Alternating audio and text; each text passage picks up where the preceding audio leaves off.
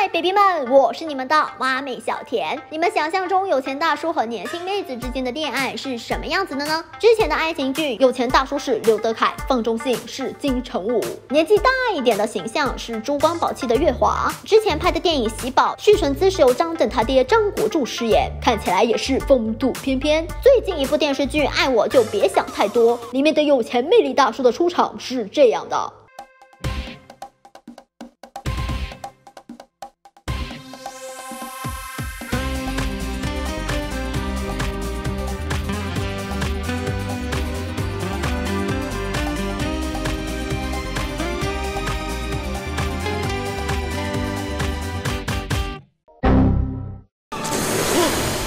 讲道理，我有四郎滤镜，我可以接受在古代的四郎和嬛嬛，但是恕我直言，陈建斌和李一桐的搭配，你别说是大叔萝莉恋了，你说这是爷孙恋我都信。说句实话，陈建斌老师的演技真的厉害，每当我快被他的演技所折服的时候，下一秒他和李一桐站在一起谈情说爱，nice。女主饿了，他就送东西给女主吃，看起来像是哇，好感人的父女情，像极了一个爸爸送女儿东西吃。以及男主帮女主带孩子参加亲子运动会，看起来像是哇，好温馨的场面，这不就是外公妈妈女儿三代同堂吗？特别是我这边刚看完三叉戟就特别出戏，一个快退休的老警察一下子变成了一个泡小女孩的中年油腻男，我真的是对不起张嘉译老师，我突然觉得体育老师李妮和王小晨简直是天造地设的一对。而且我寻思国内40加的中年帅大叔也是有的吧，王劲松老师、潘粤明老师，必须是减肥之后的黄志忠老师，我妈的梦中情人2号谭凯、王耀庆，霸道总裁专业户，或者实在不行靳东老师。在以我妈为首的中老年妇女当中，他的杰克苏地位还是很牢固的，不过靳东老师现在可能太贵了。这里我要强推我的私心刘奕君老师，电视剧《致青春》的俩男主，一个是比赵又廷还有苦大仇深好多倍的杨乐，一个是现在没有变渣男的张丹峰，根本配不上我清纯可爱的瑶妹。但是刘奕君老师一出场，立刻秒杀了2位男主角，一个是关爱下属的上司，一个是玉面小飞龙，特别是打着擦边球，两人还有说不清道不明的暧昧。即便戏份不多，这对也非常好磕，逼上这对的剪辑也秒杀了本剧的其他 CP。为什么没人找刘奕君老师演偶像剧呢？可恶！我已经为娟儿想好了剧本，顺便利用一下他的反派气质，一个冷静冷气的邪气大叔对小白花一见钟情，却发现这个女孩有了男朋友。他是你的小男朋友？是啊。他瞬间为爱变态，为爱发疯，发誓一定要得到这个女孩。不好意思跑题了。说实话，如果这部剧能打破我的偏见，老老实实讲述2个人是如何克服年龄、克服阶级相爱，那我没话说。但是我看了几集之后，非常负责任的告诉你们，那些说什么好看的，特别是说剧情好笑、题材深刻的，绝对是水军，因为这个剧情真的是太弱智了。相信我，比那种无脑甜宠剧的弱智的多，而且三观不正。我们的男主角是一个拥有着10几亿身家的钻石王老五，一个40多岁的大龄未婚男。为什么他到现在都还没有结婚呢？因为他并没有因为富有而感到快乐，他内心想要一份真挚的爱情。某天他做梦，梦见和女朋友结婚，女朋友要杀他，抢他的财产。他梦醒之后要死要活，一定要和女朋友分手。为什么呢？因为他做了这个梦，所以他觉得女朋友和他在一起就是贪图他的财产。小朋友，你是否有很多问号？女朋友和他分手之后大喊我爱的是你的人，然后跳下了楼，下面有气垫就没死成。然后我们的男主就被深深感动了啊，他好爱我，他都为我跳楼了啊，他果然不是贪图我的钱，他是爱我的人，我要娶她。小朋友，你是否有很多问号？青青，这边建议你撒泡尿照照自己，请问你哪来的自信，觉得人家女生不是图你的钱，图你年纪大，图你不洗澡？而且就很奇怪，前一秒还是那个总有人有谋害症的四郎，后一秒就变成了人傻钱多的憨憨，这真的是一个坐拥10几亿富豪该有的智商吗？男主坚持要结婚，他的下属劝他签一份婚前协议，做一下财产公证，他一口拒绝，我的女朋友就是爱我。难得看到智商这么低的男主角，我居然爽到了，哈哈哈哈！对不起，在结婚的前一秒，他的朋友突然跳了出来，你被骗婚了。我跟你讲，你的女朋友就是马蓉第2，你知道吗？她跳楼都是假的，只是为了和你结婚。这样的话，她的珠宝店就能拿到投资了。哇。好怕啊！女朋友算计了这么久，又是跳楼又是自杀，原来只是想拉个投资，没跟你拿钱，也没让你签名，也不着急和你领结婚证。哇，真的是一个好有心机的女人。反正男主就被吓跑了，他逃婚了，然后他就遇到了我们年轻貌美的女主。女主是个拜金女，所以男主是怎么爱上女主的呢？女主以为男主是个穷光蛋，男主也没有反驳。为了帮女主住进了医院，他伤心地问女主：现在的女孩子是不是一定要嫁给有钱人？女主角安慰他：你是个好人，你会遇到你命中注定的爱情的。男主就觉得哇，这个女孩好单纯，好不做作，在他眼里我就算是个穷光蛋也是魅力四射的，我要追求她。喂，你这小屁吃的，人家只是给你发张好人卡而已，一同娇嫩。你如今几岁了？然后他就爱上了女主，他继续隐瞒自己有钱人的身份，假装穷光蛋，疯狂追求女主。为了女主，他无心工作，又是挂掉下属的电话，又是推迟公司上市的讨论会。他和政府部门领导开会讨论公司上市的事情的时候，突然他很着急，放着一堆人不管跑开了，因为他发现女主送他的唇膏不见了。小朋友，你是否有很多问号？所以大爷，为什么你的公司到现在还没有倒闭啊？男主前面爱女主爱到要死，一副遇到真爱的样子。女主嫌弃男主又老又穷，找了个借口拒绝他，说自己回老家了。我们的男主很伤心，我以为他会去追女主，结果第二天他就跑去公园寻找其他目标。前一秒爱女主爱到发疯，下一秒就去找别的女人，而且他对那些和他年纪差不多一样大的女性视而不见，专门去尾随。对，真的是去尾随那些20出头的小姑娘。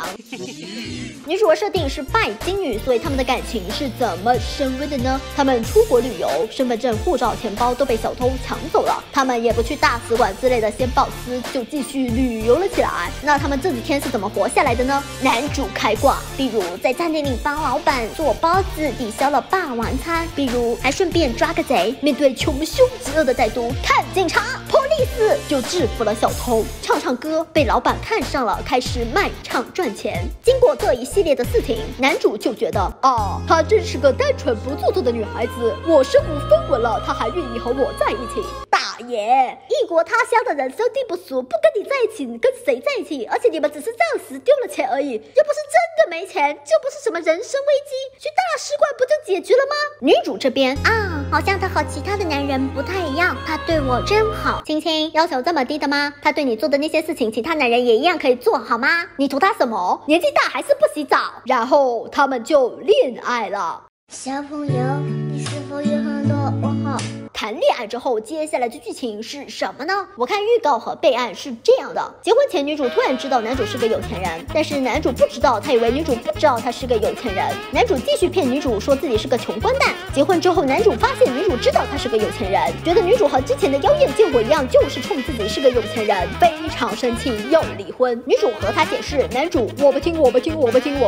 但是因为公司要上市，所以他们3个月之后才能离婚。在这3个月里，男主又重新爱上了女主，但是女主坚决要离婚，所以男主重新用自己有钱人的身份追求女主，两人最后幸福的生活在了一起。但恕我直言，我真的磕不起来。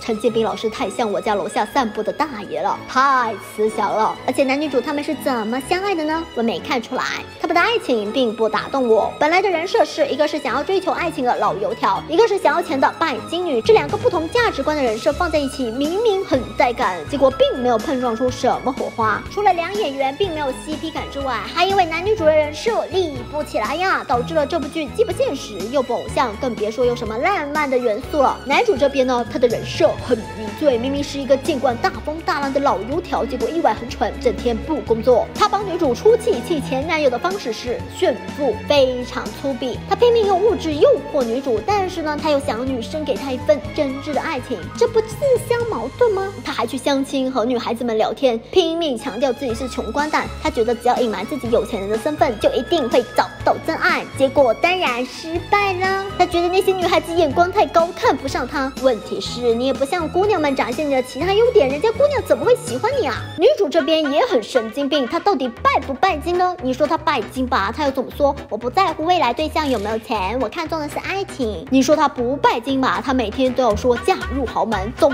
结一下，女主就是不拜金，但是一心想要嫁入豪门的单纯善良不做作的女孩。女主这么精分的人设也跟剧情删减有关，这部剧大家口型都对不上，是因为后期改剧情改台词了，把前面女主拜金的一些台词改了。我们的国产剧女主怎么可以真的拜金呢？女主在车上的这段台词口型对不上，看口型大概是说想要嫁个富豪，而且后面闺蜜还叫她不要说这些拜金的话了，但台词给她改了。比如这段明显就是女主嫌弃男主没钱，看口型就是这个老李跟个土包子似的，结果改成了这个老李要怎样才能跟上我的步伐呢？当然就算没改，剧情也好不到哪里去。中老年大富商和年轻拜金女才不是这样又当又立的傻白甜呢。这种类型的老少恋我看过拍的最好的是珠光宝气、贺峰和康雅思，这一对一看也是爷孙恋，为什么不辣眼反而让人回味无穷呢？当然是因为月华帅呀。因为他浪漫却又不悬浮。小妹雅思爱慕虚荣，但是目标明确，我就是想要嫁有钱人，再加上积极上进。比起小白兔二姐，部分观众更喜欢聪明的小妹。30岁的雅思遇上了60岁的大富商贺峰，初见贺峰在电梯里主动递纸巾安慰，非常绅士。小妹有目的接近贺峰，各种扮柔弱。贺峰看透了雅思的小心机，却不戳破，他甚至有点享受。雅思和年轻的梅丽莎有几分相似，她也并不是没有喜欢过红颜知己梅丽莎，但并没有娶她，而是娶了更年轻的雅思。她更喜欢养成。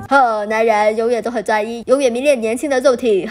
小妹看中了不仅仅是贺峰的钱，她还迷上了他的儒雅和强大。贺峰温和儒雅的外表下藏的是一颗狼子野心，蛰伏10几年，吞并宋氏丸的家产，成为了首富，一老一小狐狸，简直就是强强联合。贺峰在前几十集简直就是完美好男人，尊重他的家人，给足了他面子，对他各种贴心，力排众议迎娶小妹。前面有多浪漫美好，后面就有多悲剧。贺峰被绑架之后性情大变，开始疑神疑鬼，甚至怀疑小妹出轨。虽然狗血，但在情理之中。贺峰蛰伏几年斗不倒对手，本就心思深沉，最爱的人始终都是他自己。就算没有被绑架，他的身体也会逐渐衰老，他会慢慢觉得自己在年轻的妻子面前没有了优势，他的自信，他的权威会在逐渐强大的妻子面前崩塌。相反，是一开始算计的小妹深深的陷进去了，最后爱人去世，他泪洒歌剧厅。这对老少恋的结局让人唏嘘不已啊！这才是我心中浪漫，最后又回归现实的老少恋啊！才不是这么辣眼又弱智的电视剧。更别说这 low 的制作了，这部剧是2017年拍的，硬是做出了10几年前的质感。作为一个有着10几亿的钻石王老五，他的婚礼磕成这样，前一秒还是豪华别墅，下一秒切的就是他穿着睡衣坐在客厅的镜头。对不起，真的像极了我楼下溜达的大爷。我懂，这是有钱人的低调奢华。女主作为一个服装设计师，穿的衣服 low 炸了，设计的衣服也 low。她给男主搭配的衣服一件比一件丑，最丑的那件还是最贵的，要7万块钱。亲亲，我相信任何一个人穿这件衣服都穿不出有钱人的感觉。女主的造型还算好的，其他配角更加可怕。特别是有一个的设定是抢走了她前男友的妖艳贱货。女主特别讨厌那个白富美，想要压她一头，结果那白富美一出来，姐姐。就这水平你还恨啊？跟这水平你还计较个啥？幸亏潘粤明老师拍了这部剧之后，《百夜追凶》就播出了，现在他火了，以后再也不用拍这种剧啦。这部剧恶心我的就是他的价值观。女主送男主去医院，护士硬说他们是小两口，为什么看上去一无是处的哥哥不叔叔们无缘无故就有一大堆小姑娘扑上去？小姑娘们到底爱上了他们什么？还有这部剧到底想表达什么价值观？女孩嫁给一个有钱人就一定是爱慕虚荣吗？不嫁给穷光蛋就不是一个好女孩啦。老夫少妻的电视剧一直不缺市场，姐弟恋的电视剧最近才有那么几部，要不就是贬低女性的恶臭电视剧，要不大部分都是姐姐们含泪主动和弟弟们提分手。你还年轻，你有大好的前程，我不能拖累你。奇怪了，怎么爷爷们就心安理得的接受小姑娘的爱爱呢？看起来真的很没有说服力耶。而女大男小的电视剧里面，姐姐们都保持着青春靓丽的外表，都是差不多年龄段的。娱乐圈对女演员们的外表真是严苛耶。我猜这部剧攻占的就是中老年市场，特别是中老年男性市场，企图唤醒他们的那颗杰克苏的心，而且效果确实不错哦。现在酷排名第1的剧就是它，在抖音上也很火，总之热度非常高。陈建斌老师估计也没有想到，他认认真真拍的3叉戟数据还不如这部土味类剧。现在女性意识逐渐崛起，这样恶臭的电视剧拜拜你嘞！好了，今天蛙妹就讲到这里。你们对爱我别想太多有什么看法呢？欢迎在弹幕或者是评论区留言，不要忘记推荐、收藏、点赞，一键3连，拯救一下蛙妹的眼睛啊！关注蛙妹，蛙妹在这里等你哦。